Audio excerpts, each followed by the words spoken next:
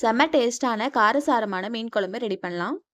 ஒரு பெரிய நெல்லிக்காய் சைஸ் அளவுக்கு புளியை எடுத்துட்டு கொஞ்சமா தண்ணி ஊற்றி நல்லா கரைச்சி எடுத்துக்கலாம். அடுத்து ஒரு மிக்சர் ஜாரில் அரை மூடி அளவுக்கு தேங்காய், 1 ஸ்பூன் சீரகம், கொஞ்சம் தண்ணி விட்டு சின்ன வெங்காயம் சேர்த்து நல்லா அரைச்சி எடுத்துக்கலாம். இப்போ நம்ம கரைச்சி வச்சிருக்க புளி தண்ணியிலேயே 1 ஸ்பூன் மிளகாத்தூள், கொஞ்சமா மஞ்சத்தூள் சேர்த்து 2 ஸ்பூன் மல்லித்தூள் சேர்த்து நல்லா கலந்து வச்சுக்க போறேன். தேங்காயும் ஒன்றா சேர்த்து எடுத்து வச்சுக்கிறேன். இப்போ ஒரு கடாயில் தேவையான அளவுக்கு நல்லெண்ணெய் விட்டு கொஞ்சமா வெந்தயம் போட்டு பொரிய விடலாம். நம்ம வீட்லயே ரெடி பண்ணி வச்சிருந்த கருவடத்தை சேர்த்துக்கிறேன். இதை தாளிச்சா மீன் குழம்பு ஒரு தனி வாசனையும் டேஸ்ட்டும் வரும். நம்ம வெட்டி வச்சிருந்த வெங்காயத்தை சேர்த்துக்கலாம். கூடவே ஒரு கொத்து கருவேப்பிலை, நல்ல பழுத்த தக்காளி 2 சேர்த்து நல்லா தாளிச்சு எடுத்துக்க போறேன். இப்போ நம்ம கரைச்சி வச்சிருந்த புளித்தண்ணியை ஊற்றி நல்லா கொதிக்க விடலாம். நம்ம குழம்புக்கு தேவையான அளவுக்கு மிளகாத்தூள் சேர்த்துக்கலாம். கூடவே தேவையான அளவு உப்பு சேர்த்து நல்லா கலந்து விட்டுக்கிறேன்.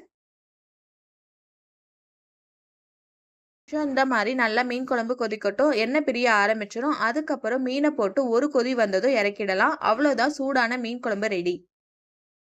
நல்ல வாசனையோட காரசாரமா இருக்கிற இந்த குழம்ப சூடான சாதத்துக்கு சாப்பிட்டு பாருங்க. செம டேஸ்டா இருக்கும்.